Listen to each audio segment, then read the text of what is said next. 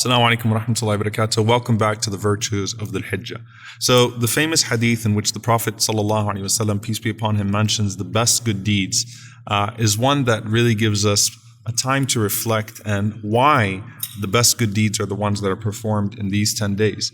The Prophet, peace be upon him, said that there is no deed better in the sight of Allah subhanahu wa ta'ala or more greatly rewarded than a good deed that is done in the first 10 days of Dhul Hijjah. And they asked the Prophet sallallahu alaihi wasallam, "Wala al-jihadu fi sabilillah," not even striving in the path of God. He said, "Wala al-jihadu fi sabilillah," not even striving in the path of Allah, unless someone goes out with themselves and with their wealth and they don't come back with anything of it. Now, let's give some context to this. First of all, for those that are tuning in, jihad does not mean terrorism. This does not mean killing innocent people. This is referring to a noble struggle. And the Prophet ﷺ is mentioning here a person that went out and lost everything, meaning they sacrificed their lives, they sacrificed their wealth, they sacrificed everything in this noble cause. Some of the scholars say that this hadith is referring to Musab ibn Umair, may Allah be pleased with him, who became Muslim, and as he became Muslim was persecuted in Mecca, and this was the richest and most wealthiest man, the trendsetter of Mecca, a young man that everyone looked to, who had the most expensive smelling scents, who had the most expensive clothes, and he was persecuted, run out of Mecca, migrated to Medina with the Prophet ﷺ. In fact, was the one that introduced Islam to the people of Medina. And then Musab radiallahu ta'ala anhu was killed in the Battle of Uhud, and they could not even find enough cloth to cover Mus'ab's entire body. So this man who literally sacrificed everything, radiallahu ta'ala anhu, and he is the manifestation of this. In another hadith, the Prophet ﷺ was asked about what the best form of struggle is, what the best form of jihad fi sabilillah is, and he mentioned a person who goes out and in the process of this battle loses absolutely everything. So what does this mean for us when we're talking about the 10 days of Dhul Hijjah? Well, the Prophet ﷺ is saying that the good deeds that are done in these 10 days are better than not just al-jihadu fi sabilillah, but what he said in another narration was the best form of al-jihadu fi sabilillah. And in this situation, the Prophet ﷺ is saying that the good deeds of these 10 days surpass the good deeds done in any other 10 days of the year. So this is another interpretation of the hadith, or another benefit that the scholars extracted from it. They said that the Prophet ﷺ is saying any good deed done in these 10 days is better than a good deed done in any other 10 days of the year. And this is similar to the Prophet ﷺ mentioning the superiority of dhikr, the superiority of remembrance of Allah subhanahu wa ta'ala to al-jihadu fi sabilillah in certain contexts and narrations. And in another hadith, the Prophet ﷺ was asked what the best deeds are. He mentioned al-imanu billah, to have faith in Allah. And then he was asked then what, and he mentioned the jihadu fi sabilillah. And then he was asked then what, he said al-hajj.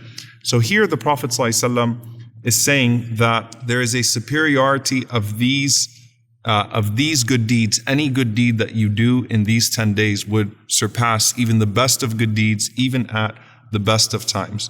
And that's really what you start to see with the companions of the Messenger sallallahu alaihi wasallam and the pious predecessors, is that they took these 10 days very, very, very seriously. That they pushed themselves in ways that we would not typically push ourselves today.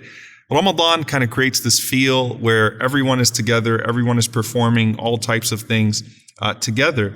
But in these 10 days, you typically don't see people exerting themselves the way that they would in Ramadan, because there isn't a community exertion. However, you find from the companions, Sa'id ibn Jubayr, he says that Ibn Abbas, who narrates the hadith, and typically you look to those that narrated the hadith and you see how they implemented the hadith, that Ibn Abbas, may Allah be pleased with him, and his father, who narrated this hadith, used to disappear in these 10 days. He was so busy with his good deeds in these 10 days that no one could reach him in these 10 days. Right, which is really beautiful, that he's the one who narrates the narration, the hadith from the Prophet ﷺ about the virtues of these 10 days, and that he was the person that you could not reach in these 10 days because of how much he would busy himself. So the question is, why? What makes these 10 days so special? What makes good deeds in these 10 days so special? Scholars mention a few reasons. One of them is that they say that أَكْمَلَ فِيهَا الدِّينَ, Allah subhanahu wa ta'ala completed the religion in these 10 days. where Allah subhanahu wa ta'ala says, "Al-yawma akmaltu lakum dinakum," that today I have completed your religion for you, perfected your religion for you.